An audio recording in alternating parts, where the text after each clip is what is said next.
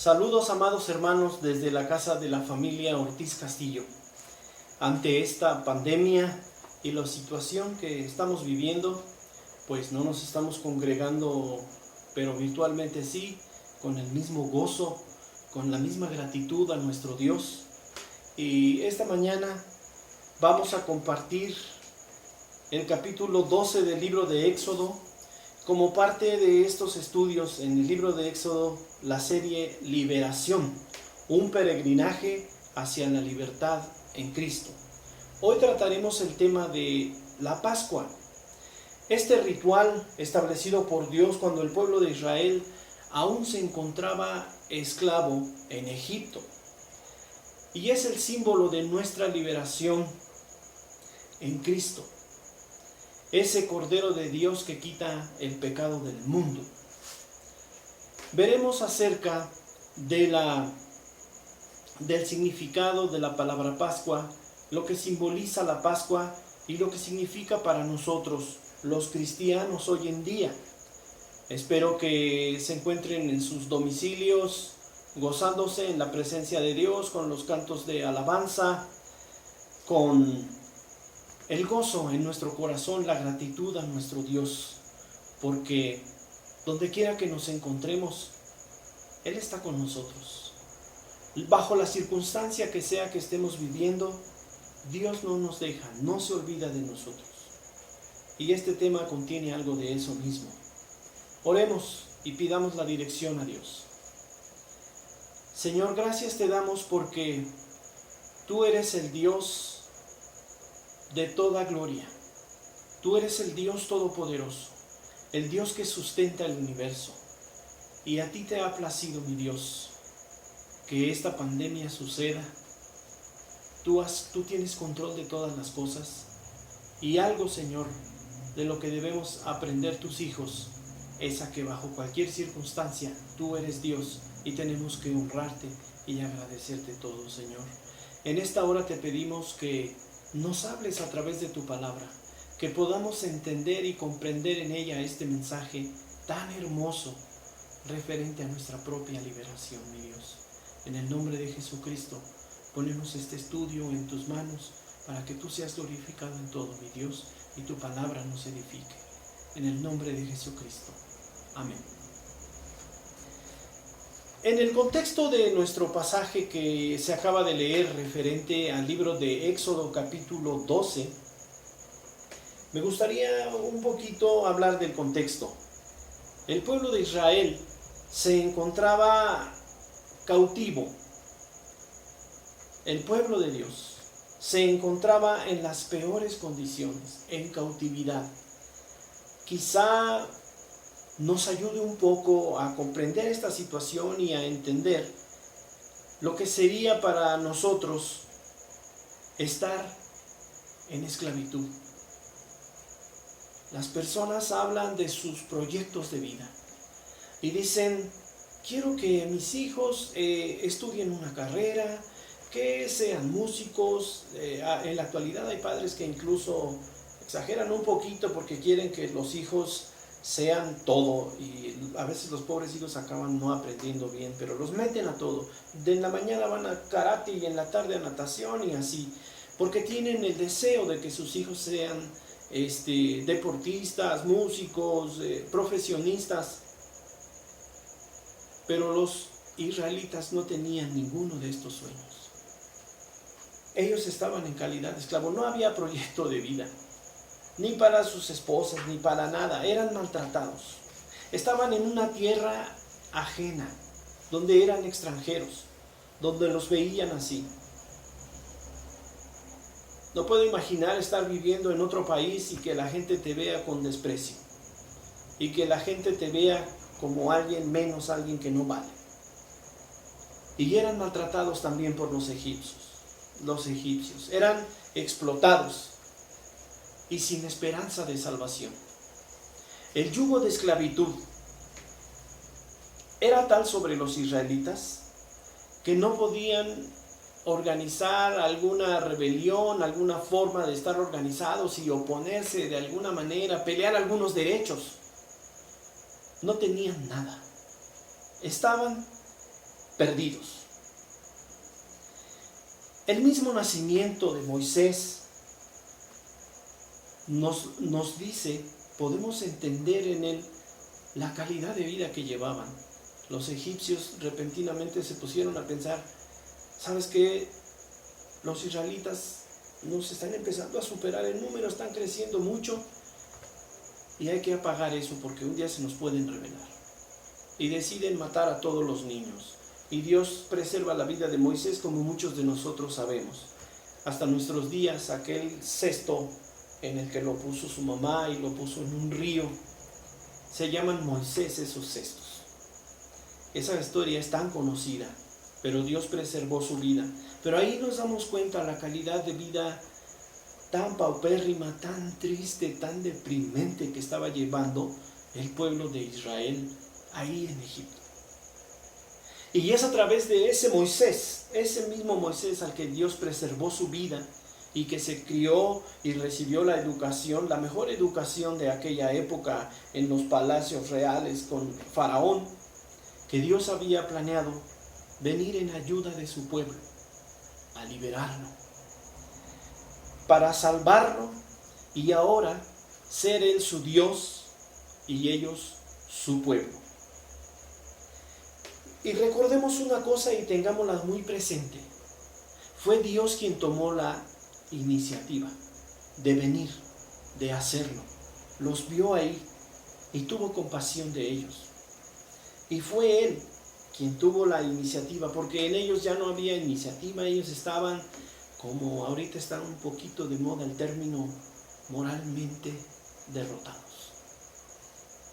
En medio de esa desolación, Dios da la orden de que su pueblo se prepare para la partida a su libertad.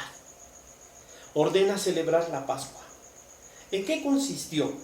Bueno, cada familia, según lo que leímos, debía apartar un cordero de 1 año, sin mácula, sin mancha alguna, perfecto, sin ningún defecto. Debía ser ese cordero y debería ser sacrificado. Su sangre se debería tomar con hisopo. Hisopo, leí algunos comentaristas, hay quienes dicen que era como la mejorana y algún otro tipo de hierba, pero que finalmente lo que sucedía es que esta hierba, al momento de ser mojada con la sangre, tenía la propiedad de absorberla, de retenerla, y después al ser agitada este hisopo, la volvía a soltar, de modo que con ese hisopo los israelitas tenían que mojar con sangre de ese cordero y ponerlo en el dintel y en los postes de la puerta. Y el Señor dijo que se celebrara esta Pascua. Y dijo Él, y esta es la palabra clave de este capítulo, de esta enseñanza. Porque el Señor dijo, ustedes pongan esa porque yo voy a venir con toda mi ira sobre Egipto. Mi ira viene sobre ellos y yo veré la sangre en las casas de ustedes y sabré que ahí están ustedes y pasaré de ustedes. Es decir, ahí no haré ningún daño. Ese pasaré o pasar es exactamente la palabra Pascua. Pasar por alto. Y Dios le dijo a su pueblo que hiciera este ritual, no solamente esta noche, sino la orden era que lo celebraran perpetuamente, para que pasados los años, generación tras generación, ellos recordaran de dónde los había sacado el Señor y de qué forma tan milagrosa y cómo había mostrado su poder. Entonces, la palabra Pascua significa pasar y se refiere precisamente a esta frase que Dios dijo, veré la sangre, pasaré de ustedes. La muerte de ese cordero y el derramamiento de su sangre significan libertad y un nuevo inicio para los israelitas. Imagínense, venir a ser liberados de esa vida donde no había ninguna esperanza, donde no había ningún sueño, no habían ganas de nada, me imagino, lo duro, lo difícil que ha de haber sido. El mandato era que se celebrara perpetuamente, que recordaran siempre que ese Dios todopoderoso los había liberado. Ahora, básicamente esta es una muy breve reseña, explicación acerca de lo que era la Pascua. Pasar por alto, poner esa sangre, la cual Dios iba a ver, y iba a pasar por alto, y esa casa, Dios no iba a derramar su ira sobre esa casa, sobre los habitantes de esa casa. ¿Qué significado tiene esto para nosotros? Pues es muy importante. Al igual que el pueblo de Israel, nosotros nos encontrábamos en esa calidad de esclavos, muertos en nuestros delitos y pecados, dice el libro de Efesios. Pero nuevamente, Dios es quien toma la iniciativa y nos llama a su camino. Y nos dijo: dame, hijo mío, tu corazón, y tus ojos miren por mis caminos. Y Él fue quien con lazos de amor nos trajo. Al igual que el pueblo de Israel, ellos de sí mismos jamás hubieran podido hacer nada, pero fue Dios quien tuvo la iniciativa, diseñó un plan, a Faraón le dijo estas palabras: a ti te levanté y te permití llegar hasta aquí, porque en ti voy a mostrar mi gloria. Y al igual que en esa Pascua, al igual que en esa sacrificio, Dios proveyó un cordero, su propio hijo, al cual Él mismo sacrificó. Suena un poco he escuchado esto lo dicen muchos con mucho sentimentalismo,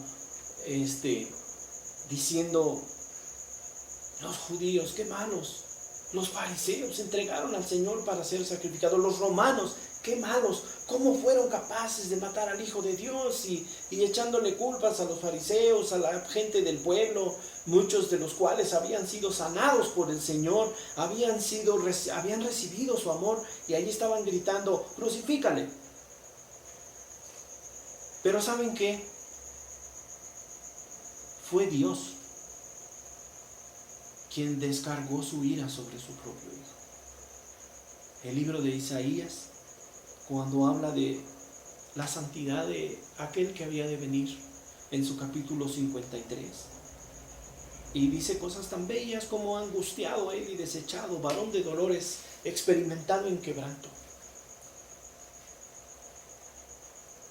Y dice: con todo, aunque nunca hubo engaño en su boca, aunque ella nunca hizo nada mal, con todo, Jehová quiso quebrantarlo. ¿Quién? Jehová. Jesús padeció en la cruz, padeció esa muerte bajo la ira de Dios. ¿Por qué? Porque Dios estaba descargando sobre su propio Hijo la ira por tus pecados y los míos. Y Dios proveyó ese cordero por medio del cual nos liberó de la esclavitud, de esa vida vacía, sin sentido que teníamos. A veces platico con mi esposa y le digo: ¿qué sería de nuestra vida sin el Señor? Y nos ponemos a pensar un poquito y digo: ¿qué estaríamos haciendo? Yo sé que no es un término bíblico, pero viviríamos del nabo, digo yo siempre, sin un propósito, sin una esperanza, como estaba el pueblo de Egipto. Esa era nuestra vida. Y eso era lo que nos esperaba. Pero Dios tuvo la iniciativa. Dios nos escogió. Dios vino y mandó a su Hijo en rescate por nosotros y descargó su ira sobre él. Alguien dijo alguna vez: ¿cómo es posible que Dios pueda perdonar el pecado de los hombres desde aquel siglo y antes, porque quienes murieron y fueron salvos antes de que Jesucristo viniera, ellos murieron con la esperanza y la fe puesta en aquel que había de venir, y nosotros en aquel que vino. Pero finalmente son generaciones y generaciones y siglos de gente de toda tribu, lengua y nación, de toda latitud, que Dios ha salvado en Cristo. Y alguien se atrevió a pensar, ¿cómo la vida de un solo hombre puede servir para salvar a tantos? Sí, pero es el ser más valioso, es el valor que Él tiene, y a quien Dios dio en sacrificio por tu libertad y por mi libertad, para que dejáramos de vivir esa vida al estilo Israel en Egipto. El Señor quiso mostrar su amor. Esa es la aplicación, el significado que tiene para nuestra vida. Ese cordero que era sacrificado y cuya sangre era puesta en las puertas para respetar, porque Dios no iba a descargar su ira a través de su propio Hijo, de la sangre de su propio Hijo, ahora la pone y nos cubre y nos limpia de todo pecado.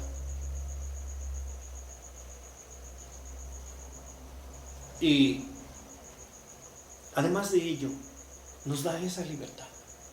Ya no somos más esclavos del pecado.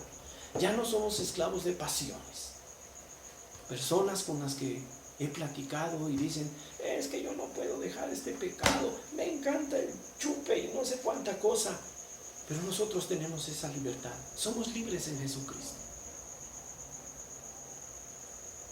Y no nos escogió porque hubiera algo bueno en nosotros, como tampoco escogió al pueblo de Israel porque hubiera algo bueno en ellos. Y se lo aclara en el libro de Deuteronomio. Dice así este texto: no por ser ustedes más que todos los pueblos, los ha querido Jehová y los ha escogido, pues ustedes eran el más insignificante de todos los pueblos.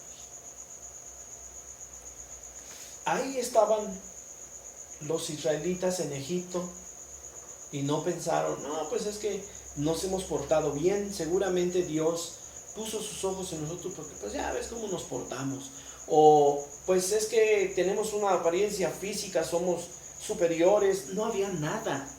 El Señor les está aclarando en este pasaje, eran los más insignificantes, eran nada, y eso éramos nosotros también. No es porque hubiera nada bueno en nosotros.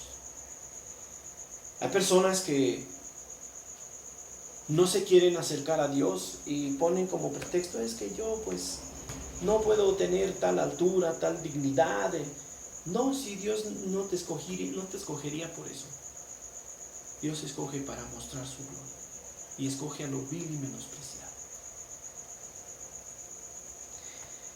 Amado amigo que me escuchas, el Dios que rescató al pueblo de Israel de esa esclavitud en Egipto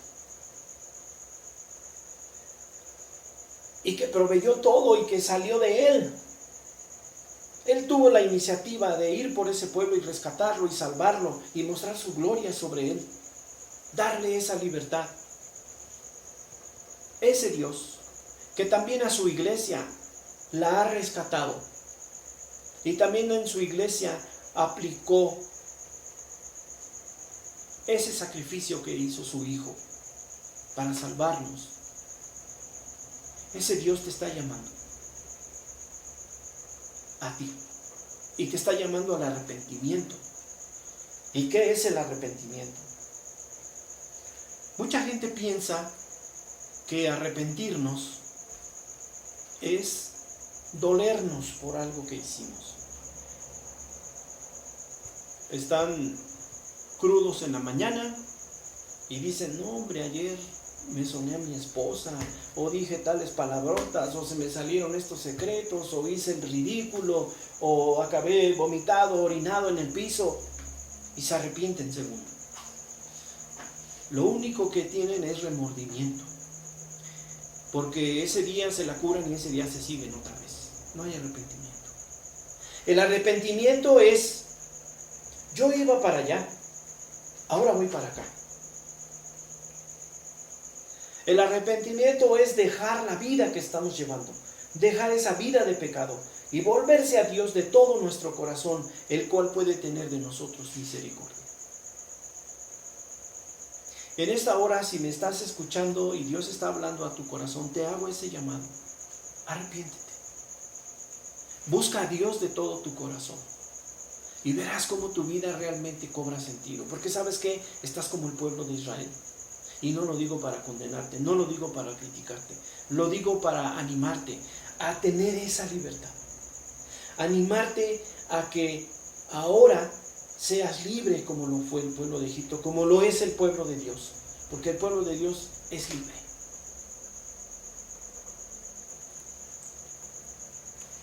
Dios nos escoge por su pura misericordia. Él quiere mostrar en nosotros su gloria. Él quiere mostrar en ti su gloria. Él quiere mostrar en ti su misericordia. Cuán grande amor tiene. No sé si alguna vez te has detenido a pensar tantito, pero yo no daría a mi hijo por un criminal. Y Dios dio a su hijo por un montón de criminales, por un montón de maldicientes, por un montón de pecadores, y lo dio por ti. Y en este día Él te llama, Él te dice: dame, hijo mío, tu corazón y miren tus ojos por mis caminos. Ven y estemos a cuentas. Como conclusión, además de dejar este mensaje para quienes me estén escuchando y no conozcan a Dios, la semana pasada, hace 8 días, aquí afuera de la casa, acompañé a mi esposa a regar unas plantas que tiene aquí afuera, y estaba un hombre parado ahí afuera de la reja y me saludó. ¿Qué tal? Yo no recuerdo conocerlo, no lo reconocí en ese momento. Y luego salía otra cosa y él seguía ahí parado con una caja de plástico y así, nada más. Se me hizo extraño. Pero yo, ya cuando salimos, regamos y todo, me quedé con esa inquietud y le dije a mi esposa: este señor tiene algo. Algo le pasa. Y no me voy a ir a dormir tranquilo sabiendo que él está ahí y que posiblemente puedo hacer algo por él. Entonces salí y lo saludé y me dijo: vecino, buenas noches. Ah, sí, recordé que vive aquí a 3 casas. Ah, sí, a veces lo saludo. Y se había peleado con su esposa. Su esposa lo sacó a la calle con sus cosas y dijo: aquí se acabó todo, y lo humilló y lo sacó y le rompió el celular, y él decía: no tengo ningún contacto para llamarle. No puedo comunicarme con nadie, estoy aquí con mi cajota de cosas, no tengo dónde quedarme, no sé qué hacer. Y fui a ver a un amigo, no sé hasta dónde, con mi cajota, y no me pudo recibir, y me regresé y aquí estoy, a ver si de pura casualidad pasa alguien que me conozca. Y yo le dije: no te preocupes, vecino, pásate. Y le ofrecimos de cenar, le pusimos una cama, le dijimos que se quedara.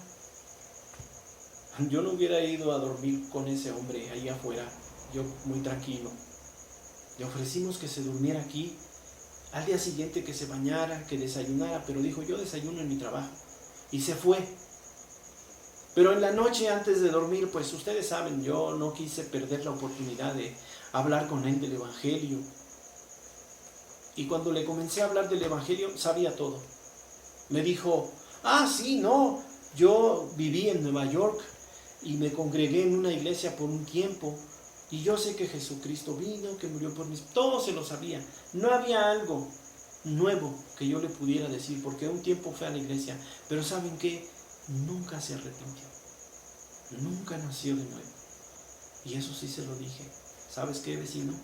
Veo que en teoría conoces todo, pero no conoces a Dios, no conoces su gran amor.